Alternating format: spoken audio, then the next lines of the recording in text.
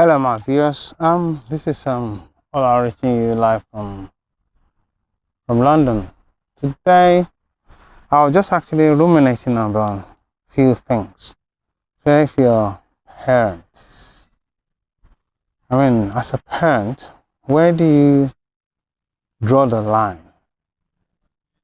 Drawing the line meaning like when do you actually sort of let go of your children to do their own thing, because it's like it's kind of hard to juxtapose parental interest and children's interest sometimes, like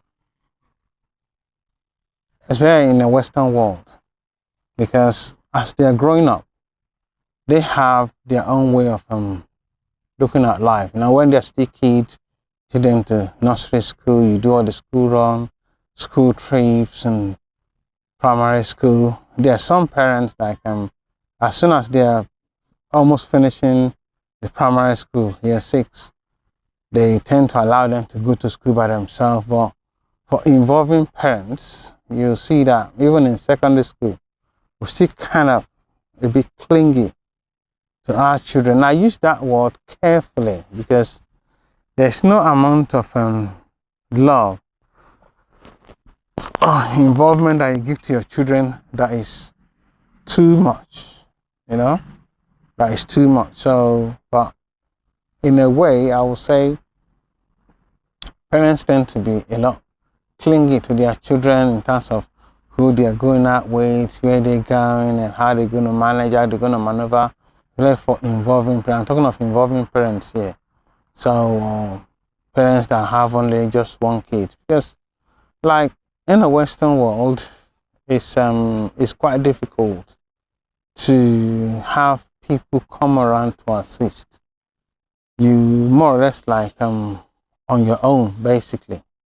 Unlike in Africa, where everyone on the street, from day one that you give back to your child, they automatically get involved in all this, supporting you, and there's that network support. Even their friends that they play with in the football. When we're growing up, so the friends they play with in the football, other parents, they kind of get involved. But here in the UK, and I can even see of Western world, you are by yourself. I know a little bit of America. I'm still coming to that.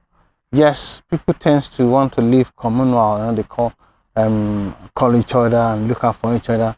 But here in the UK, it's more of a lone community, a lone society, that you hardly even know the next door neighbor's name. Just say hi, and that's it. Everybody just go their way. The only just few people that have similar kind of stories tends to, talk to each other. But even within that, they hardly really know each other. So having that kind of background, you'll see that there's that need for you to actually, if you are involving parents, to kind of monitor your child's growing up, especially when you are involving parents. And then you more or less live their life, basically. You more or less live their life, because when it comes to school runs, at least one of the parents have to be there for the school run. It comes to school trips and stuff like that. In parental evening and things like that, and every other event that they have. And if your child happens to be like a performer, then there's even that sense of involvement again that goes in your being there, at least one of the parents being there or being involved one way or the other. So in that wise, you'll see that by the time they even move into the next stage, like the secondary school, you automatically, program yourself to be involved in their program, so to speak, especially if your child is into drama or into sports or things like that. You want to be involved, be part of their life, because some of them actually get bullied, and the more you're close to your own child, the more the child can actually feel free to express themselves to you. Now, the problem now is that how do you know that your involvement in your child's life is what that child really needs? Because 9 out of 10 times, they tend to love your presence. They show that they love your presence. They show that they love your involvement in their this thing. I mean, they call you the best dad or the best mom in the whole world and things like that.